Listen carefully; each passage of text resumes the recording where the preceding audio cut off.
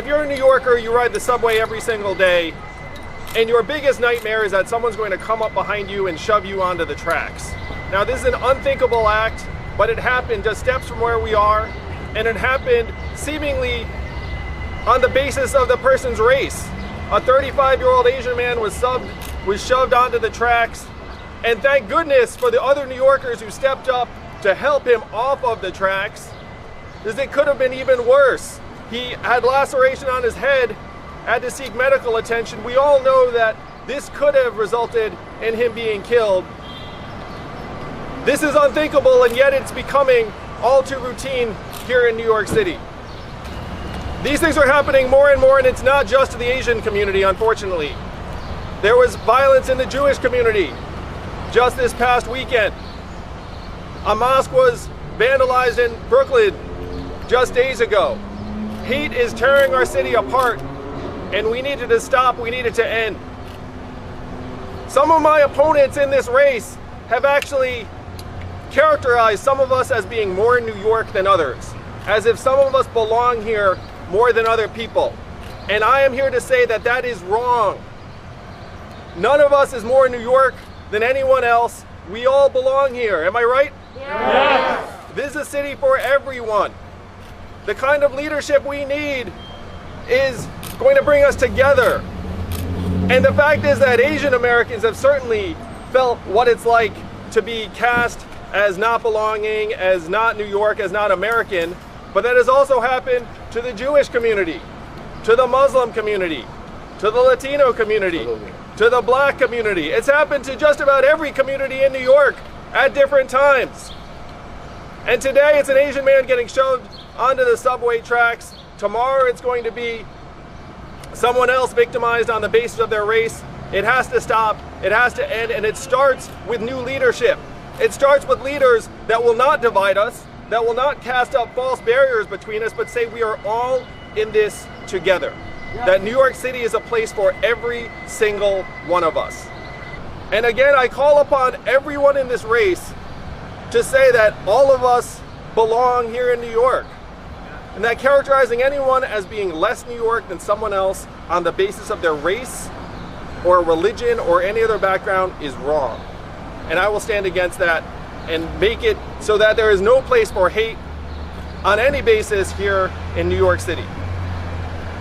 Anytime someone implies that we are not New Yorkers, that we are not from here, that we don't belong here, that we should go back to where we came from, it is exactly what it sounds like.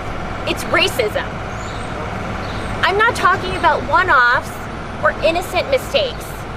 I'm talking about a pattern that we have noticed since the first day that we entered this race.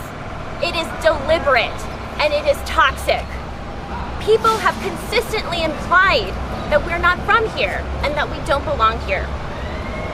Regardless of what you think about Andrew and his plans for New York, regardless if you support another candidate in this race, I don't care.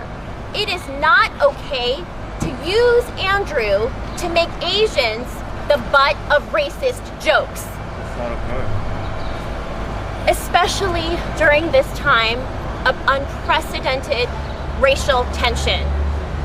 A time when Asians are being randomly attacked on our streets just because of how they look.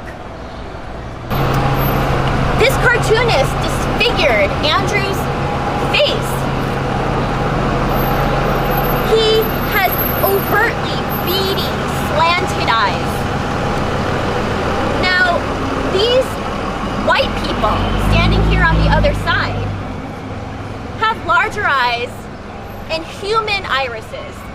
They're calling Andrew, this Asian man, a tourist coming from who knows where, but probably from a land of other people who look just like him with his shifty, beady eyes. Now, this is the worst thing about what happened. When people discovered this cartoon, which was originally published online first, there was a public outcry from prominent API leaders. We contacted the Daily News. We told them, this is unacceptable. This is racist. This perpetuates the trope of the the Asian foreigner, the perpetual Asian foreigner.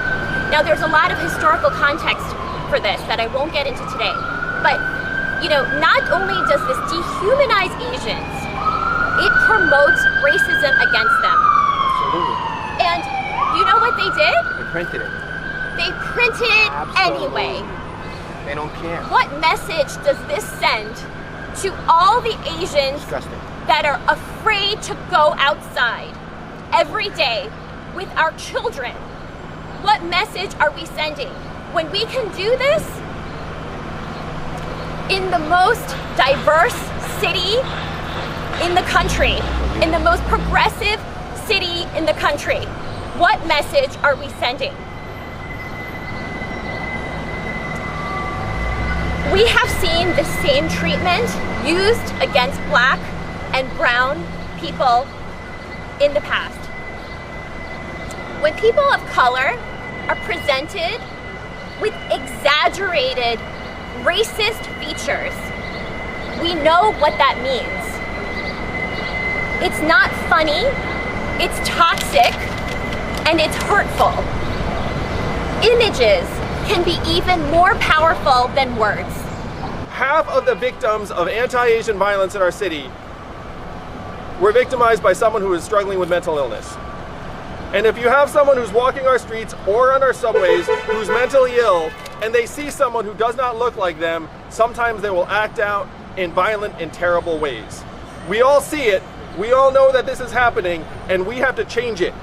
I will fix this as mayor. I will reduce street homelessness and get mentally ill people on our streets the help that they need and into better environments.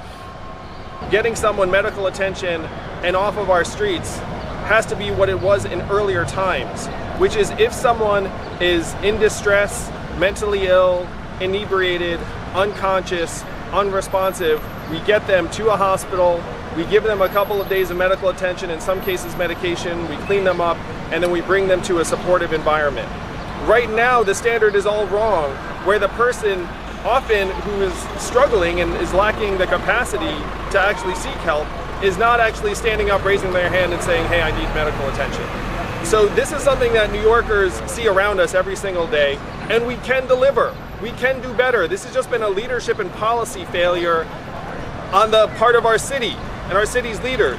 This is what I will change as mayor. But do you support the expanded use of Pender's law to address this very issue that you're talking about? We need to be able to get people the help that they need on behalf of the city. So even when it's against their will to have medication, to go into supervised living facilities, court ordered, you support that? We just invested as a city in mental health intervention centers that right now are going unused for this very purpose, which is to bring someone to a place that's not a police station, that actually has the mental health resources that would do them the most good. So we need to make use of those resources. But people should be forced to go there against their will, yes or no? If they are in one of these categories I'm describing, then we should bring them and get them the help that they need.